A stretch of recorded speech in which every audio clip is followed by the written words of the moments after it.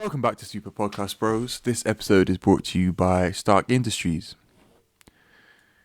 Have you just come back from killing people your government is deemed as terrorists? I have. I had a great time. Well, now you can get 50% off your next murder weapons. Forget all that woke stuff that Tony Stark's been trying to sell on you about renewable energy and foundations for kids in Brooklyn. Boo! Boo! Get back to building missiles with Stark Industries. Anyway, welcome back to Super Podcast Bros. It's great to be here.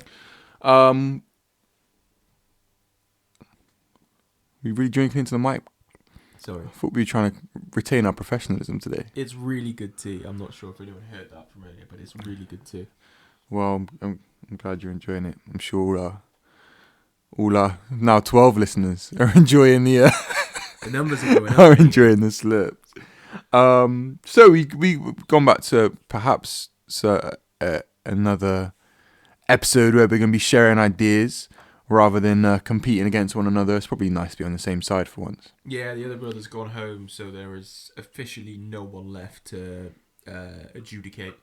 So we have to be on the same side, otherwise we will never ever agree on anything. Yeah. So let's go through what we have decided today to talk about. Comic book characters that have not yet been depicted in movies.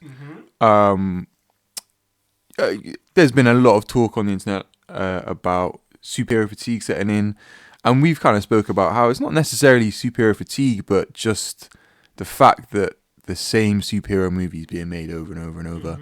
And actually, there are loads of characters. Comic books are modern day folklore. There's so many characters we can adapt, and so many characters we can adapt in different ways. So we thought actually, let's share a few ideas of characters we think make an interesting movie at least. So I think I've got 3. You've got 3. Yeah. Oh, perfect. Let's share a couple. Wait, do you want to start? Yeah. It's quite funny actually. Speaking of folklore, earlier we discovered that I actually don't know that many fairy tales. I thought The Emperor's New Clothes was the movie The Emperor's New Groove. I didn't know what The Princess and the Pea was, and I only know Rumpelstiltskin from Shrek 4. I don't know what he's actually from. So, yeah, hopefully my comic book knowledge is a bit better than my fairy tale knowledge. I'm pretty confident your comic book knowledge is going to be better than your... The Princess and the Pea was like a class assembly classic. It's got to be a low-key one, surely. It's not a big hit. Someone was not paying attention in the sports hall. I'm a Three Little Pigs enthusiast. That's my favourite one as a kid. I just thought, why didn't they all build out? But yes, moving on. My first one, I've not thought, that far outside the box, but I think it's really important to have these characters in. They're all DC characters. Oh. And I think to get things cooking, I think it really works, and it's kind of mad that outside of perhaps animated movies, none of these people have had cinematic releases. And so my first one, which is kind of I suppose 5-in-1, is Teen Titans. Oh. Because I want to do a Nightwing movie as well. Okay. I think start with a Nightwing movie. You can give Batman a different Robin. Anyone who's anyone kind of knows the deal with Dick Grayson. Whether they know the different Robins or not, they think of Robin, they're probably thinking of a depiction of Dick Grayson. Make him Nightwing. A bit less angsty than the Titans TV show. Disagree. That's awful. How angry he is. Slade! But I think stick with that, and then a Titans film as well. I think it would just really, really surprise me if James Gunn doesn't do one. Just from the way he did Guardians of the Galaxy, I think that it would be a really, really fun group dynamic to see on screen. Yeah. And I think whether it's him or whether he's just overseeing the project and someone else is directing it, I think it could be really, really exciting. And then a Nightwing movie in turn. So is that like is it a more light-hearted movie? Are you gonna do like a Judas Contract thing, or are we gonna make it Teen Titan Goes? Well, actually, now I think about it, Teen Titan did go to the movie. Did that get a cinematic release, or was that just? I can't remember. It was lockdown times, so either way, they have not had a live action one, and I guess we're talking live action here. So Yeah, I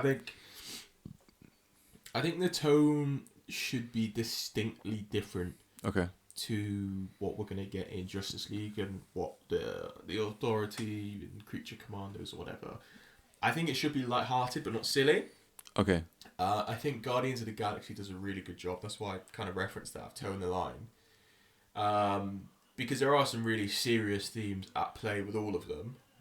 I'm thinking about like the traditional, like, you know, Cyborg, Beast Boy, Robin, Starfire, Raven.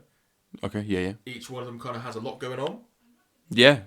But like they are still teenagers, and when they all come together, they are still able to have fun. So I think So it sounds like closer to the original cartoon series, tonally. I think that really gets it done well. Perhaps maybe even a little bit more fun, depending on the ages of the cast. Yeah. But yeah, I think I would really like to see that and a Nightwing movie. And I think Nightwing can be a bit more serious, but obviously for me, I have him in the same kind of personality group as like Spider-Man. Like there's always like life is always kind of beating you down in some way, but gonna crack a joke, gonna have fun, and somehow always have like the best looking girlfriend out of like anyone in your like circle. Okay. So yeah. So that would be it. It's kind of 2-in-1 package, but that was my first one. Yeah, no, I like that. I think it's funny how we haven't had a live action kind of teen superhero movie yet. Like Spider-Man's the only real teen superhero we've seen depicted. Miss Marvel. She's not had a movie though, has she? She hasn't had. Well, she was in a movie. Not with other teenagers. But not with other teenagers. So I think they seem to be building towards a young Avengers in the MCU. But when it comes to young superheroes, I think Teen Titans has always been what people kind of reference first and foremost, don't they?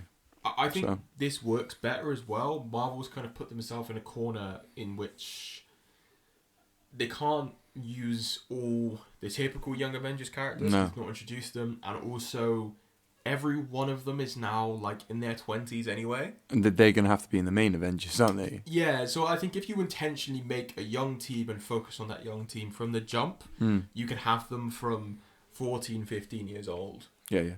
Like moving on from there, and I think you can then let the tone of the movies kind of progress with that.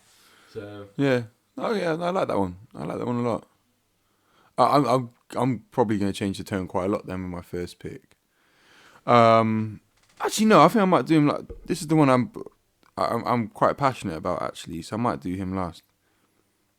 But yeah, so another pick I've got is. I'd like to do, or like to see, but I think I'd love to do, so that's going to be really fun. Like a Mr. Miracle movie. Dude, I was thinking about that. Yeah. And I thought, like, okay, so, what's really, like, I mean, what's been popular over the last 5 years? We probably missed the boat on it. Things like Money Heist, things like Fast and Furious movies. Things like, well, the Ocean series is getting a reboot. And I'm thinking, how can we combine those three types of heists in a superhero movie? It's got to be The Great Escapist. So, obviously, to those that don't know, Mr. Miracle is one of the New Gods, which is... I think it was just a way for Jack Kirby to get out of Marvel, and it kind of stuck. So, the New Gods are the kind of like... Well, I don't even know how to really describe them, but they're kind of like just super powered beings that live outside the multiverse and the DC universe. And there's two sides. You've kind of got the evil New Gods who live on Apocalypse. So that's the dark sides, that's the Granny Goodnesses, that's the Desards. And then there's the good side, which is like High Father, and I can't think of any other one of them. But basically, to come to a truce, so those two warring planets wouldn't fight anymore. They exchange sons. So Darkseid sent his son to go live on New Genesis, and Highfather sent his son to go live on Apocalypse. And Highfather's son was Mr. Miracle. So he was raised by Granny Goodness, and his superpower is just that he can escape from anything. I have no idea how you can kind of depict that in a movie, but I want to see it done. And I had in mind kind of like that final scene in Ocean's 11 where the original Ocean's 11 where they lift up the visor and it's Brad Pitt's face and he's the policeman walking out with then they reel it back and they show how they did it, and all things from a different perspective. And I thought, wouldn't it be great if he led a team of like Big Barda, a couple other like C-list like DC characters, villains, heroes, whatever, to Lord knows who, what. But yeah, I just think that would be really fun. I think that would be as well. I think you're right. There's a real tonal shift from I think what we get from a lot of superhero movies.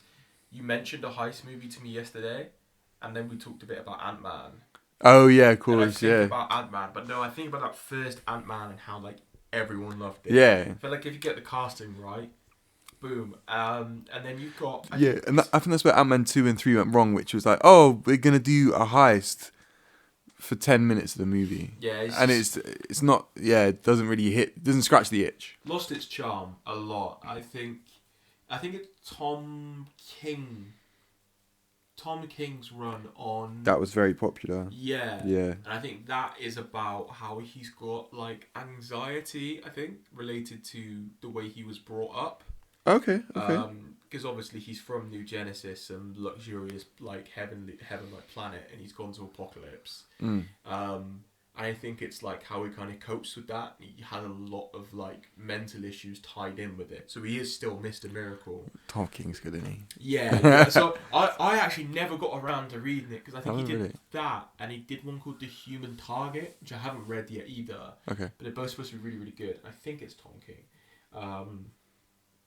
But yeah, so I think even just within comic circles, there's probably a lot of potential for like hype for a movie about Mr. Miracle.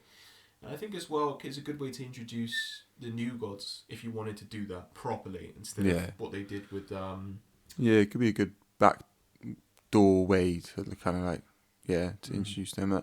And it's also something you don't have to spend so much money on. If you just have a charismatic lead, you're not going to get a George Clooney. You're not necessarily going to get I was going to say Vin Diesel, but Vin Diesel holds that franchise together, so clearly he's got something. You don't necessarily need someone that big, but someone who is exciting to watch on screen, charming, and then can kind of just have this whole group kind of revolve around them, and you can just watch them talk their way out of something, charm their way out of something, pick a lock, whatever. I think it could work really, really well. I think my next one, I think we kind of thought very similarly here about different types of movies you could do under the like lens of superhero movie. Cop movie. Okay. Right? Yeah. I'm not sure. There's definitely been like a pitch like this before with Green Lantern. Okay. Like a cop movie. Okay. I think you may have said it, like Training Day. I wasn't a fan of that because I didn't want anyone to be bad. Yeah. But like... Then we were talking Lethal Weapon as well, weren't we? We were talking about a good cop, bad cop type of thing. A bit more like it, yeah, like that. Yeah. And I think if there wasn't already a Green Lantern movie, you could do a Training Day one with Sinestro and Hal Jordan. I think that'd be really sick. That'd be cool. But in this instance, I think what you could do... Ooh, who's he going to name? Exactly, because originally I was going to say Howard Jordan and Jon Stewart. I feel like those two should be one in first and second. You've broken the rules though. But Howard Jordan has been in the movie. So I would say not Howard Jordan. And I think what you could do is if you kind of omitted Guy Gardner for a bit and you did Carl Rayner. And Carl Rayner and Jon Stewart Jon Stewart's kind of showed him the ropes. There's been some sort of crisis, so they've had to get another person from this sector. And Jon Stewart's really, really kind of not become disillusioned, but become very gruff and grizzled because Hal Jordan has, separate from this, become Parallax. Oh, so he's out. He's the backstory. Hal Jordan's the backstory. Yeah, so either he's missing. I don't want 0 Hour or anything to have happened yet. I think that could be a really good event movie later on into it. But Hal Jordan is missing for whatever reason. And before this, maybe you could have done a Green Lantern and Jon Stewart movie. But I think the one I really want to focus on is Kyle Rayner kind of helping Jon Stewart sort of remember what he's about. And I think another thing I'd really like to tie in, I can't remember what the planet's called, but the planet he destroyed accidentally. Oh, from that Justice League episode. Yeah, but it happened in the comics as well. Yeah, I can't remember. But I can't remember. I don't want to do the Manhunters. I think they're stupid. But, okay. Yeah, something like that. Like, there has to be a lot. He's seen a lot, and a lot of stuff has happened to him. And maybe, like... That is Lethal Weapon. The old guy, close to retiring. I've not seen Lethal Weapon, so I actually... Oh, right, okay. So, like, you've got... I've forgotten his name. Danny Glover. He's like old guy. He's close to retiring, but I guess you don't have to do that with Jon Stewart. But he's like... He's a bit more of the book. He's a bit more streetwise. Well, not streetwise necessarily, but, like, he gets what a cop is, and he's a bit more... I guess just a bit more gruff and a bit more aggressive. And then you've got this young guy who's got all the energy, thinks he knows the ropes, and then they just they bounce off one another, I guess. Okay, cool. Yeah, I think I'd love his willpower. Like, he doesn't use his ring that often because he's trying to hide the fact that his willpower is getting weaker and weaker. Oh, because of everything that's happened. So it's almost like, you know, when someone's like hiding the drug addiction or something. So yeah. That would be like my kind of rough sketch for it. Yeah. Oh man, cool. I like that. Next? Right, this one. Okay, this one's gonna be. This is barely a superhero movie, I think. Actually, this one. Okay. This is a deep cut, a real deep cut. I actually can't even pronounce their superhero name properly, but I think it's pronounced Zephyr or Zephyr. Who is the alter ego of Faith Herbert. So the comic book series is called Faith. Have you ever read that? Is that a black girl? No. What am I thinking of? I'm sure I'm familiar with it. Is this a... It's an Image comic. They had... let me look her up. Was it Valiant? Yeah, because Valiant comic. I remember, like, 10 years ago, they did a bunch of, like, number ones for a bunch of Valiant stuff. Okay. I'm sure I've heard that. So, basically, this is kind of more of, like, just, like, a coming-of-age story. I do recognise her, yeah. Where, essentially, she's just... I think it's nice, right, this story, because it's not just filled with tragedy. And I think with superheroes, they're obviously generally there has to be a bit of suffering for them to overcome their hardship. Now she has got a bit of hardship, but it's not the end of the world for her. So I think she was orphaned. Her parents died. It's classic. Their parents have died. That's the start of their origin. But she ends up being raised by her grandma, and she had a decent upbringing. She just had a loving home to grow up in, and she just loved comic books, and she loved just like nerd stuff. So comic books, TV shows. She's obsessed with wasn't Buffy? What's the other one he did? Joss Whedon. What's the other TV show he made? But she's obsessed with like Joss Whedon TV show. She's a nerd basically. Okay. And then she always dreams about being a superhero. She always dreams about like things like that. And then she was... nerds will kill you for this, by the way. Why? You're not allowed a plus-sized superhero, because that's virtue signalling, mate. It's virtue signalling, yeah, to have someone who just exists. She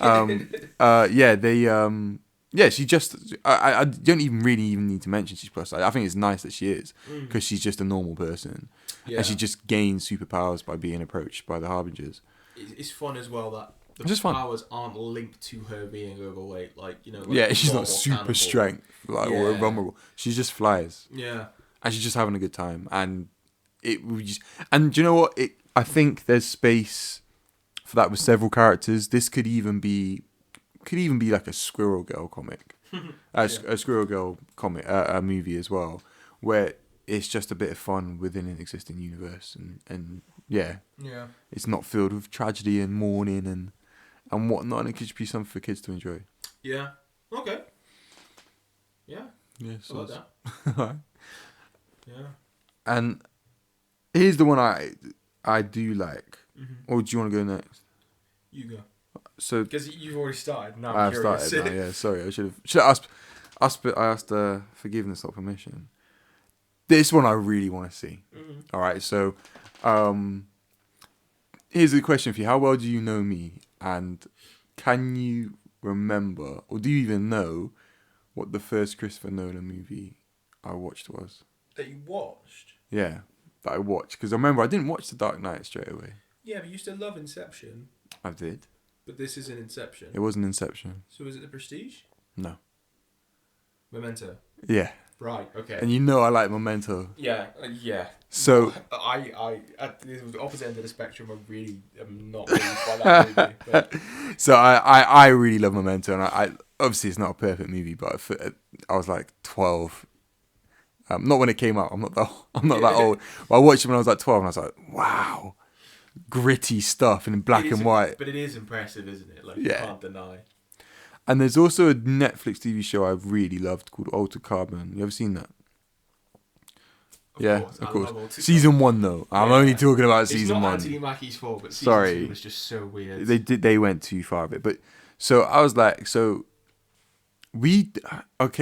Batman came really close to having a proper noir movie, but the riddles in that, they weren't great, and he wasn't a great detective.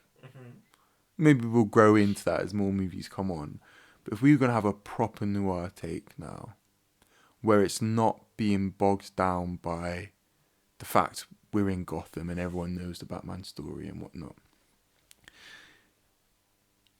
I think a Dead Man movie could be really cool. I was really worried you were going to say the question. No, that's even harsh. I think, because it'd be nice to have a noir with superpowers as well. Mm-hmm.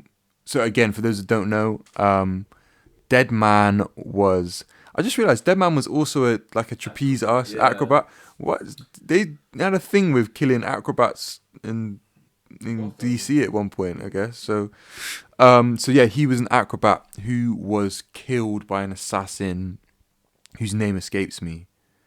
But basically, he was killed, and then Ramakrishna, which was, I think it was Ramakrishna, who's like a Hindu god, granted him the chance to live between life and death, to give him a chance to try and find his killer. So the original story of Dead Man was about him becoming a detective to find his original killer, the person who killed him. He's invisible to humans because he's technically a ghost. There is a way some people can see him. But what he often does is he'll kind of like possess a body, can take some of their knowledge and some of their memory sometimes, but then he can talk to other people through whatever body he's kind of animating at that time. Yeah. Which I think is also a really cool power. It means anyone can really kind of portray him as well. I do think that's fun, yeah. And then it's, I don't know, like you can do the Memento thing because he takes memories from other people sometimes, and then that way you can kind of add pieces and add little red herrings, and actually you can create like a really interesting mystery that doesn't even need to be solved straight away. Yeah. And then if you want to, and if it is successful, he's quite an important part of Justice League Dark and I think he became friends with Batman at one point as well. So yeah, I think Deadman's a really cool character that's been heavily underused. I don't think he could have. I don't think he's ever gonna like hold a franchise forever. I don't think he could have 7 or 8 movies. Yeah. But if he could definitely do one of his own, and he could definitely like tie in with other characters too.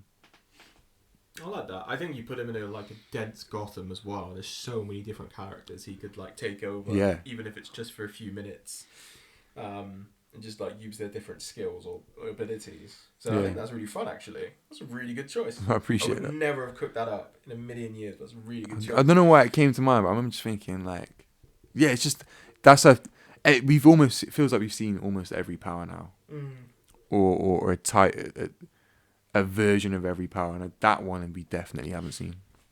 Okay. And who are you taking us home with? So, this works from a narrative perspective. Okay. It's switch to who the movie's about, right? All right. So the movie is for Gotham and Gotham Girl, right? Oh. Yeah. And I want partway through Psycho Pirate to do a number on them, and then it switches. Okay. To Batman, and you can start. I can't remember what the storyline's called, but all of that. Yeah. But I think it would be really, really good because I was torn between them and Bunker from New 52. I do remember Bunker. Yeah, that was fun. I was kind of thinking he has no villains. I haven't seen him in any comics since that Teen Titans run. Short run. But I thought he was really cool. That yeah, I liked him, and there was another one. There was is it Solstice, Skitter. Yeah. There had some cool characters crop up there that just kind of faded away. Yeah, I don't know what happened, and it's weird because I wouldn't want to put them.